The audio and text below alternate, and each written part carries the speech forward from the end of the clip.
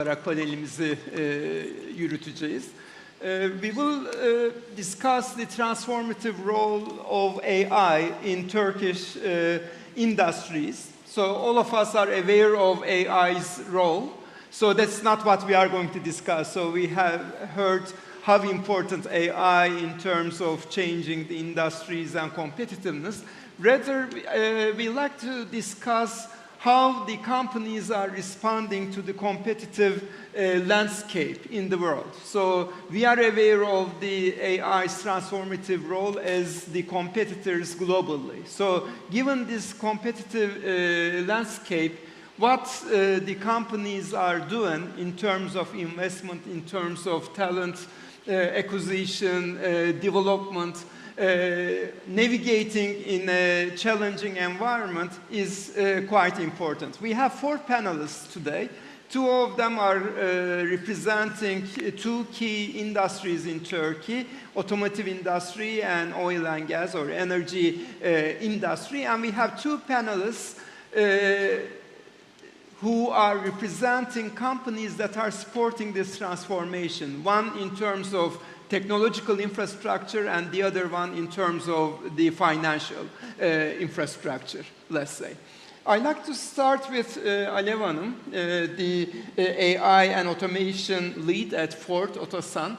So how is Ford navigating the scene and how is it using its AI strategy to support this transformation? Okay. First of all, I'm very honored to be here with these great leaders and also the audience as well. Thank you very much. At Ford Otosan, our approach to artificial intelligence is not just about technology. It's about creating measurable value, fostering a culture of innovation, and also ensuring sustainable impact across all our operations. First of all, value-driven AI investment is essential for us. This year, we have launched the Mega AI program. It's a multi-year initiative focused on embedding AI into our core business processes.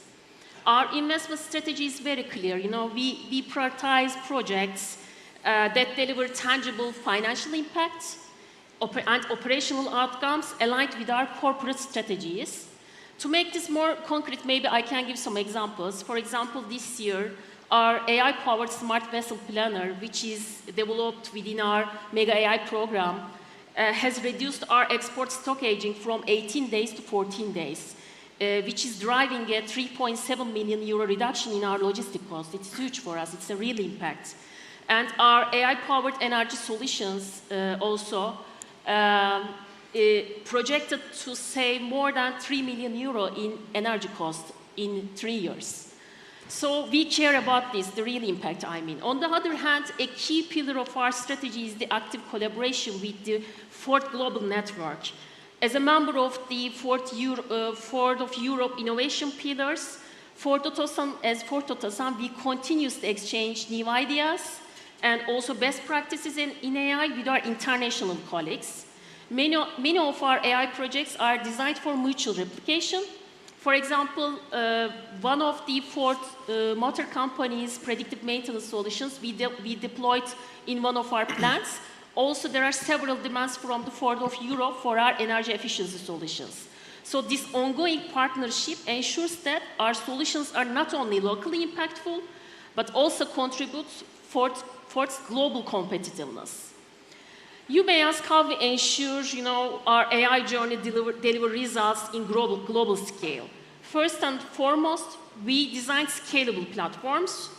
Our AI solutions are built to be flexible. They can be adapted to the other different markets, local requirements, which means we achieve both consistency and agility wherever we operate. Because as you know, we built the Craiova plant also in Romania, so we also collaborate with them mostly.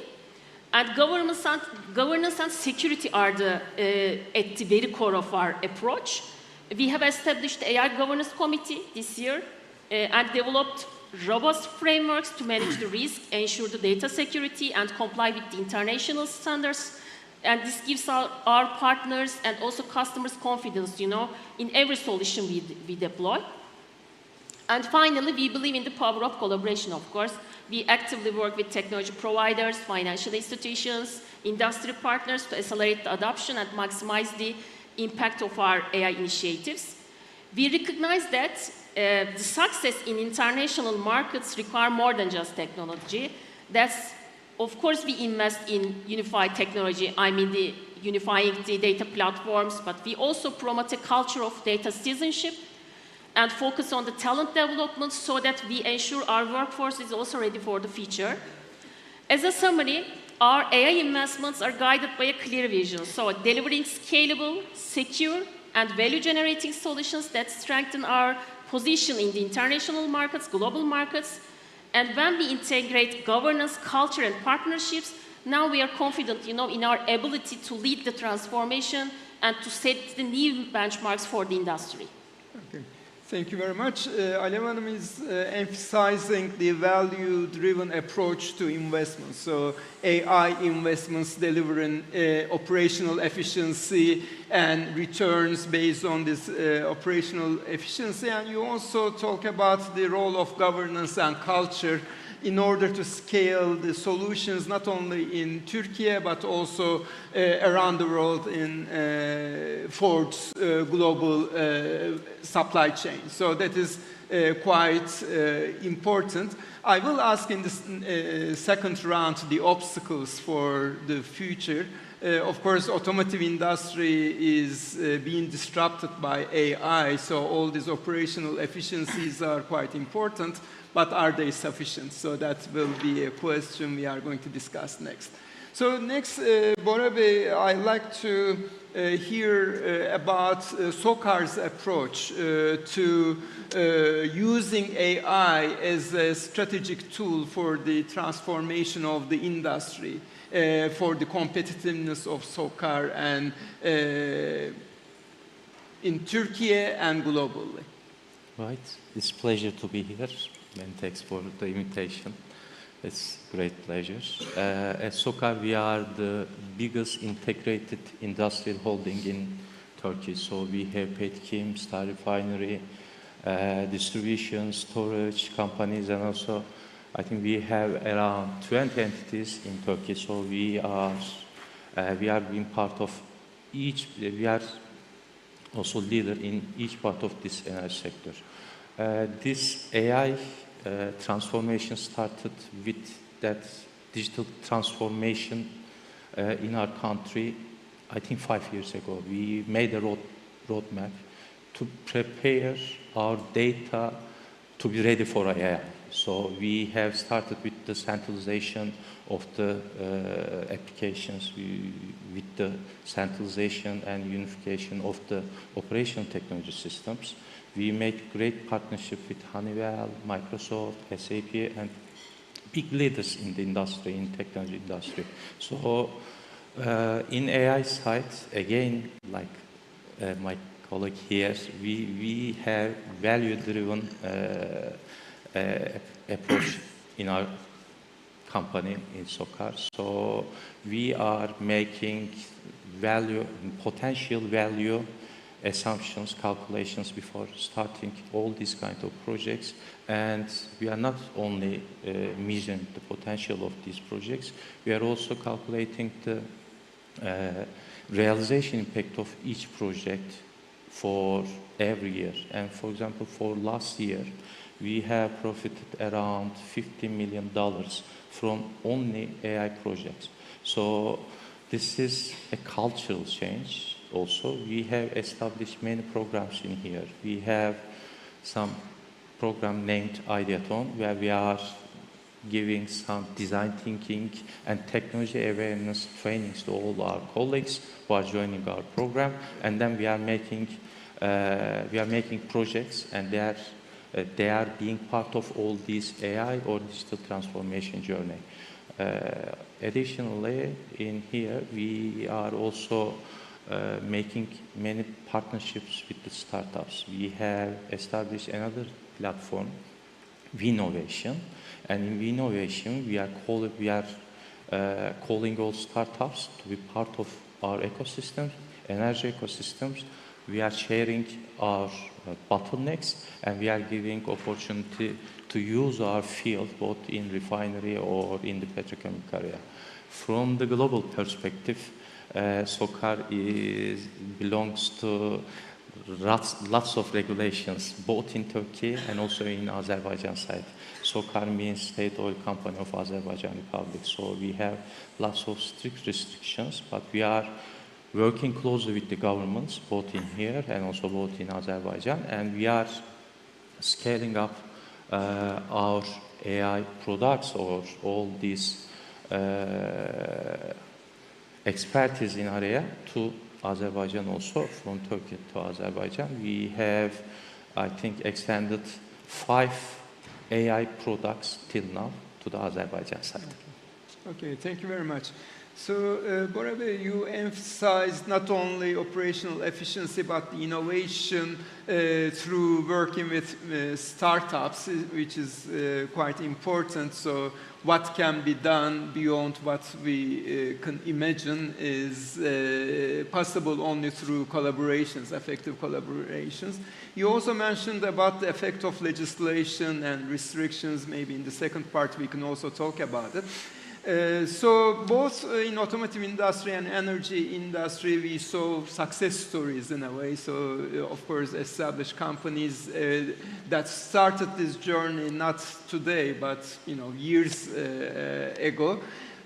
But you also worked with other companies that provide support for this AI transformation. So next, I'd like to give the word to Emre Kuzu, country leader of Honeywell.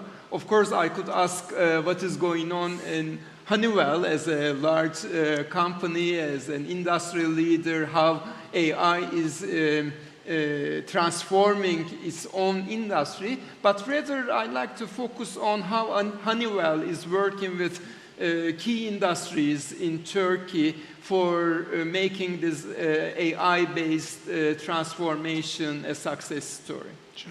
Thank you, Barış Hocam. I'd like to thank you and also AmCham and the organization for taking me to this panel. So Honeywell is a global conglomerate which is providing engineering services, licensing services, but also a producer by itself. So it has over 100,000 employees, many facilities, production facilities. So we are both in the engineering part and also in the production side. So we are supporting and also being supported by our AI capabilities. When we look at AI compared to AI in the day-to-day world, what we are seeing as individuals versus the AI in the industry, we see a different mindset because there are a few dimensions that are being different. So the data is drifting, so we have data from very different sources that are not readily available, usually in the industry, that needs to be regained and recalculated to make these adjustments. There's a huge domain problem. There are different domains. You have to get all the data together and make them talking to each other. But the main issue is that the domain and the drifting, but the main issue is you have to be very accurate with the data. So you cannot risk, we were in the luncheon when we see an example of a singing a song created by AI. If you don't like the song, you make another one. But if you apply an AI in a refinery or in a car manufacturing, you cannot take the risk of making a wrong decision, sending a wrong set point to a column pressure or sending a wrong set point for a cutting machine. So the data has to be very accurate. So that's the main challenge, what we see as when we are supporting our customers. So that is one side. But on the other side is looking back to day-to-day AI usage.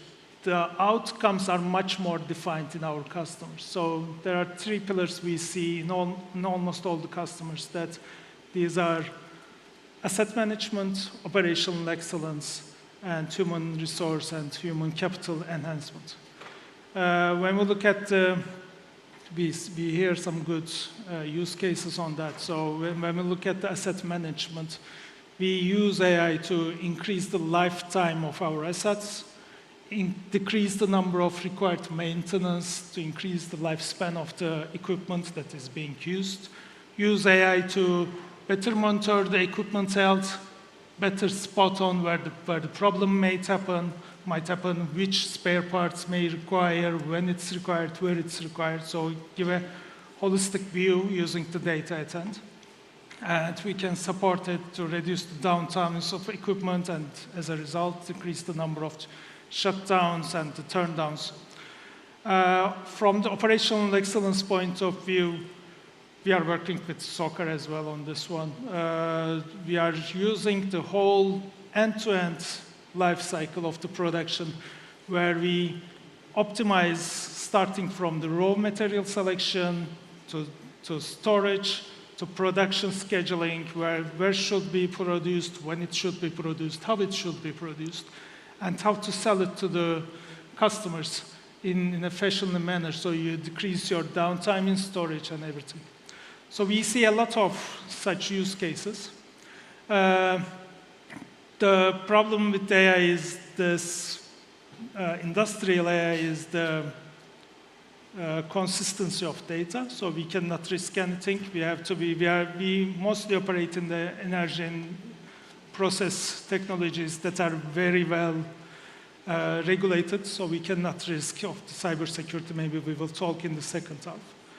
And the third pillar is the human capital enhancement. I think we can talk it in the second half as well, because it has some downsides and upsides. But what we see as a trend as Honeywell is the needs is well defined, so there's a clear need. Adaptation is low, but we see with the powerful use cases where we can present and our customer sees the value, we are expecting a very high return and very high adaptation to those solutions. We believe that next year, 26, will be a hype for industrial AI, and we are working on it. In a nutshell, I think it's very crucial that AI is going to be a part of it, and human capital will be an issue. I think we can talk in the second half. Thank you very much. Your emphasis on human capital is obviously very important, as well as cybersecurity. It is also an important part of today's conference. And we are going to hear about this topic in other sessions as well. Of course, when a key industry or a company wants to start this transformation journey, finding capable partners who can support them in this process is also very important. You cannot invent everything inside the company. If you want to accelerate, you have to work together. At the same time, you need to enhance your own capability. Of course, when you talk about the role of AI in transforming key industries, implementing scalable AI requires a lot of infrastructure.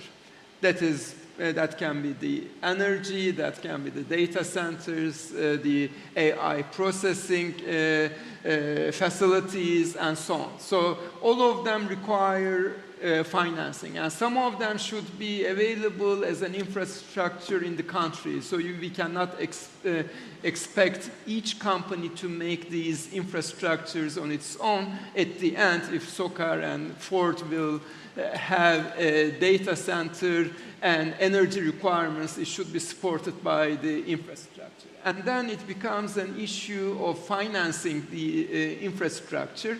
We all heard about the operational efficiency and value-driven investments. At the end, all of them are meaningful investments, but accessing desirable financing from different sources also accelerates this transformation. So, Ben, I would like to give the floor to you, Benjamin Todt, Senior Vice President of Global Business Development of Exim Bank. How is Exim Bank supporting AI transformation in other countries, and what are its plans in Turkey? Excellent. Well, thank you, Barish, and thank you to the AmCham for hosting this, as well as all the sponsors, an illustrious list of U.S. companies, and in fact, some Exim Bank clients and customers. Listen, when I'm hearing about all of these AI plans and AI strategies, to me it translates to a lot of need for compute. And in order to get a lot of compute, you need financing, and it's going to take a lot of money to translate a lot of these strategies into reality. And Exim Bank stands by to help these companies in their plans in rolling that out. How are we going to do that? How do we envision doing that? I want to dovetail off of Director Hardy's opening remarks that he gave at this summit, and note that Exim Bank has been working together with the President Trump and the administration on an AI exports strategy, together with the Commerce Department and together with USTDA and other U.S. government agencies. In working with the White House Office of Science and Technology Policy, Exim Bank is looking at developing together with the U.S. government partners a trusted full-stack AI technologies that can be supported by Exim Bank. And we want to support that not only in Turkey but also globally. Our new chairman, John Jovanovic, has made it not a surprise. He's talked about it quite a bit on how he is putting AI front and center into Exim Bank's plans on financing the future of U.S. exports. And it is very important for him to get out these technologies. And we're doing that. We actually recently closed on our first data center opportunity in Africa. It was a sovereign data opportunity. Supporting U.S. exports into a secure data center that the government can use for its purposes. We look to do that in a variety of different manners, not only obviously supporting sovereign data AI, but company AI, as well as hyperscalers in their work moving forward, both in Turkey as well as other markets. But you know, it's not just data centers. As was mentioned, there's a whole suite of enabling infrastructure that needs to be done in order for AI to succeed. I live in Northern Virginia. Northern Virginia has, I think, the densest data centers per capita. And I know how much power these things take. I mean, data centers are measured in megawatts and gigawatts. And all I have to do is look at my power bill, my monthly power bill, to understand that there's a lot of power that is demanded by these data centers. And so Exim is also focused on an energy dominance thing, which not only does energy dominance mean supporting direct U.S. energy exports, but also the exports of energy technologies in the transmission, distribution, and generation sectors. Again, our chairman, John Jovanovic, has made not only AI exports, but also energy dominance a key theme of his leadership at Exim Bank. And so we also want to help out and assist in not only the data centers themselves, but also financing the enabling infrastructure. For example, there was a recent announcement of the Turkish government looking to finance $6 billion with the World Bank in transmission support. Obviously, for AI and data centers to work, they need reliable and consistent power, which means modern grids and modern technologies that underpin those grids, and modern generation, good baseload power. Exim Bank has financed that globally and stands by to help finance that infrastructure for the future, and that future is AI. Thank you. Okay, thank you. So, of course, enablers in terms of technology and finance are quite important. Now, in the second round, we'd like to focus on possible obstacles for this transformation. So in order for the AI projects to succeed, you need human capital, as you mentioned. We need the cybersecurity. You need to balance the environmental effect of the energy implications of the data centers on computing power with the company's emphasis on sustainability. Maybe you also need to consider the national legislations related to data security. There are many issues that may become obstacles for transforming the key industries in Turkey. So I'd like to hear from you what you consider as the main obstacles for this transformation for the future. Maybe, Bora Bey, since you mentioned about a few of these problems, we start from SOCAR's perspective or from the energy industry's perspective. Okay. In the first question, I mentioned about startups, but also we are working with the big partners also. In addition to this, I saw Levent Bey here. With Microsoft, we are big. We have big utilization in Copilot in there. And next week, next month, we will be making some Copilot agent creation trainings together with the Microsoft team.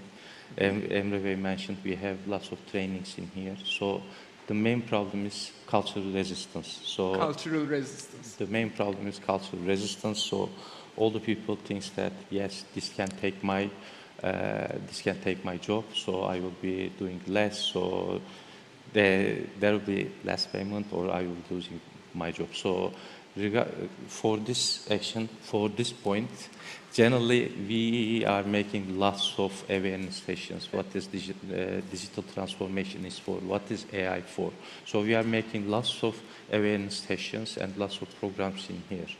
And in the first question, I mentioned about the ideation program, but we have another program named Generation Digital, Gen D, which is brand for us in the training side for the digital transformation AI, where we are increasing the data and digital transformation literacy. So we are providing AI training. So we are preparing people to be ready in here. So the second one is maybe cybersecurity in here. So we are in our sector. We are giving lots of priority to cybersecurity in our operations. So what we are doing, we have established, we have completed the data governance and also AI governance program last year. And in here, we have written our AI procedures. We have written our acceptable use of AI, how we can be using. So as training, we have added these to our mandatory training. So when we are hiring someone to the company, this is a mandatory training before starting the process. Currently, till now, we have not restricted any AI program. So we have given access to all of them. We have not restricted. We monitored how they are using, how the people are using. With data DLP, currently, we have made analysis in the AI tools that people are currently using more frequently. So if there are high-risk ones, currently we have eliminated on them. Also, we have data classification in our company, and we are currently with these DLP rules and all the functionalities set up there. We have restricted only the secret data or company-specific data. We are not uploading this to the public ones, but we can use it, the AI tools, what we have developed, or the Copilot that we are using with the Microsoft. So I can say that first one is the second one is the cybersecurity part also. Okay, so you emphasize the cultural resistance or changing the culture. On one side, we like to encourage people to use AI, and when they start using, we switch to security part, and we like to train them what they can upload and what they cannot, and how to secure the data with the cloud services. And then it becomes another issue, creating safe environments for the companies to utilize these tools. Emre Bey, you mentioned about talent and cybersecurity as well. So talent and cultural resistance or cultural adaptation are related. So what do you see as the obstacles? You work with different companies as a technology provider. What do you see as the main obstacles, especially in Türkiye, when you start AI-driven transformation projects? So there's definitely an effect on the workforce. So that is unavoidable, I think. From Honeywell's perspective, AI is continuation of automation going to the autonomous factories and the autonomous plants. So there will be black factories, black plants, which will impact the workforce. But on the other hand, we need to, it doesn't mean reduction of the workforce, it's reskilling of the workforce. You may remember 7, 8 years ago, we were all talking about robotics process analytics, that's going to take people's jobs and everything. So we just forget it now. We use it, a lot of companies are using it, but the workforce reskilled themselves. I think a lot of companies look AI as an efficiency booster, but I think it's also a profit booster as well. Because a lot of companies, including our companies, and I believe a lot of companies, are suffering from lack of good human resources, so lack of experience. So AI is basically reducing this downtown of experience gap. So what we see as Honeywell is we suffer from revenue because of the gap in the workforce. So for us, AI is not a efficiency booster, but it's a profit source. I think the main issue is how we are going to use AI in our labor force. So if we are going to use it as a baseline for our current way of doing, it will have marginal effect in terms of efficiency. But if we take an overall look of how we are doing business, meaning taking the lean production philosophy, if we have those tools in the very first day, would we be doing our job the way we are doing it, or will we do it completely different? So if we took at that perspective, I think it will change a lot of things, and we will see a lot of increase in efficiency and in profits. Having said that, on terms of cybersecurity, there are a lot of threats we see that. So we are investing a lot on cybersecurity. So our AI agents are working on cybersecurity that are mainly fighting against other AIs, so hostile AIs. So we are commissioning those AIs. We are also using AI to model the way people are using, not from the outsource, but also inside the factories or the refineries or the petrochemicals that are using their pattern, how they are using. So we are trying to avoid any mistakes, human-based mistakes, to avoid those. So there are some challenges. In Turkey, we have started legislation. The further legislations will come, which I think very legit and should be there. But I think we need to change our way of putting things in order on how we are operating 10 years ago, and we should start thinking of how we should be working in 10 years from now. Okay. Very interesting points. You mentioned about the profit-boosting potential of AI together with the emphasis on cybersecurity, especially today. The things are changing very rapidly, so very well posed. Alem Hanım, so what do you see as the main obstacles for an automotive manufacturer like Ford? Most of the obstacles are the same, Okay. probably, but maybe the solutions that, in our approach may differ. Let me summarize from the Ford Otosan's perspective, because our journey with AI taught us that successful AI transformation is not just about technology, but the complex set of organizational, cultural, and technical challenges. One of the critical challenges is as my colleagues also mentioned, ensuring the data security and compliance.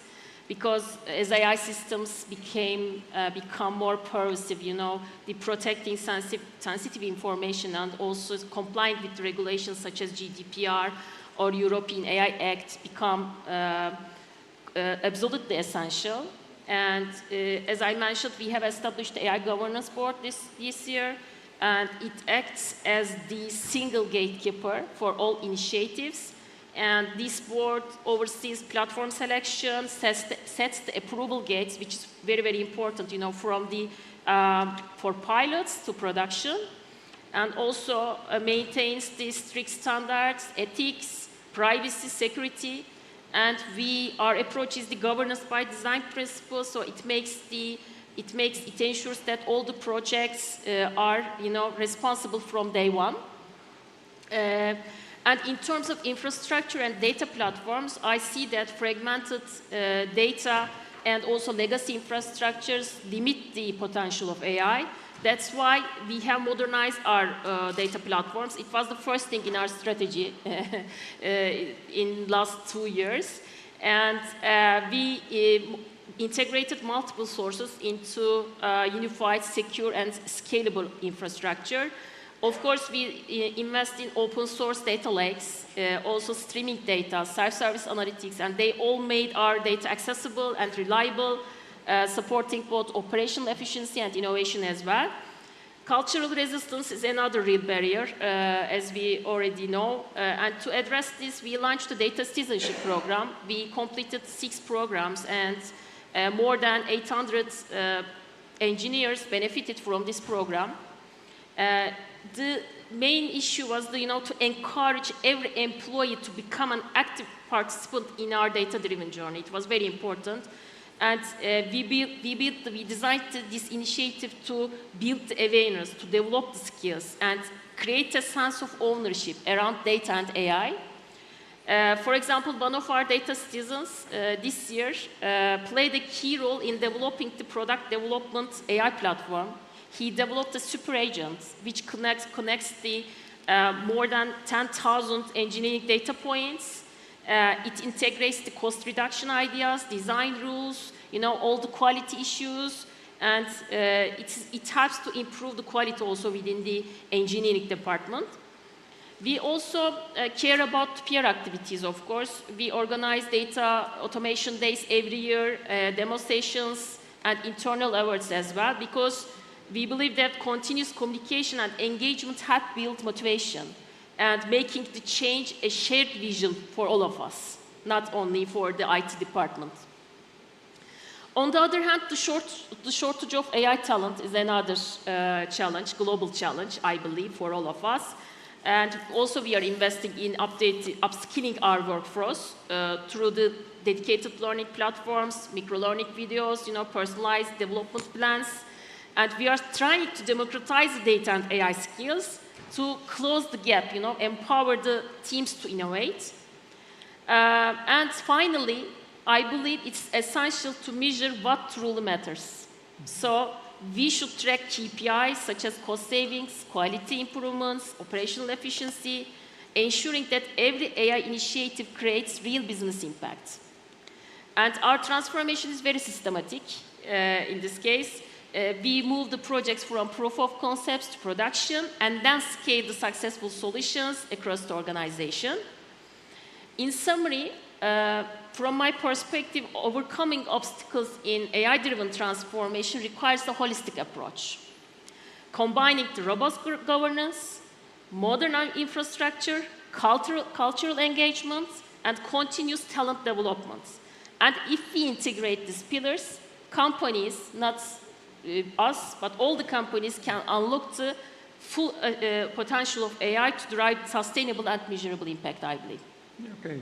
Thank you very much. The holistic approach you mentioned somehow summarizes the other participants' comments as well. You mentioned about the governance, talent generation, technological infrastructure, and all these things are coming together, and you also emphasized collecting or connecting all these AI projects to real KPIs so you can measure the success of these projects.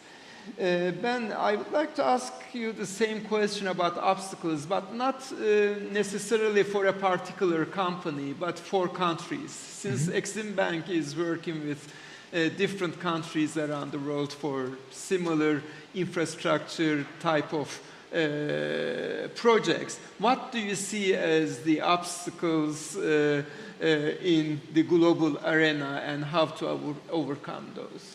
No, certainly, and thank you for that.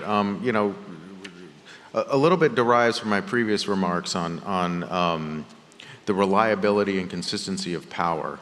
If that's underbuilt and AI becomes overbuilt, you can have issues related to more investment needed to be put in behind the meter to kind of make up for the inconsistencies of power, which increase the costs to the customers of the data centers.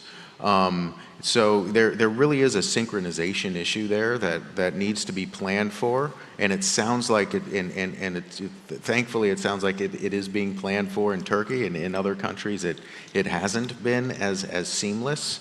You know, grid reliability issues have translated to the need to build up that behind the meter power infrastructure, which increased the cost for everybody. There's also was mentioned, you know, the cybersecurity and just general governance issues as well. Having that transparent and consistent dialogue between industry and government in order to make sure that the rules are set well in advance can also help with decreasing financing risks from entities like Exim Bank. Other you know, issues, you know, for example, in Turkey, there may be forex mismatch issues. A lot of the equipment may need to be imported, but the revenues will be in local currency, and so that is something that, you know, having good anchor partners to mitigate those risks would be important for financial institutions. And so, you know, announcements like the Google Turkcell partnerships are positive, very positive for many reasons, but that in one way can potentially mitigate, you know, issues that could relate to forex mismatch issues. And these are all acute because some of these items are long lead items and need to be purchased well in advance. And so from a financing standpoint, it really takes a lot of planning for companies, for hyperscalers, and for just industry and government together to be able to make sure that a lot of these synchronization issues can be figured out well ahead of time so that there are not any surprises in the future. Okay, thank you very much.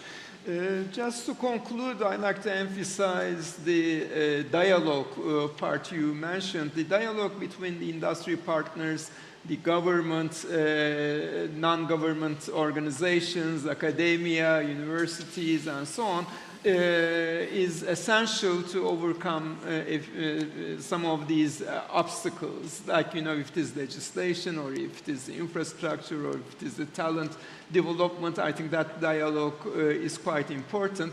I'd like to thank all of you to give an overview of the AI's transformative role in key industries in Turkey.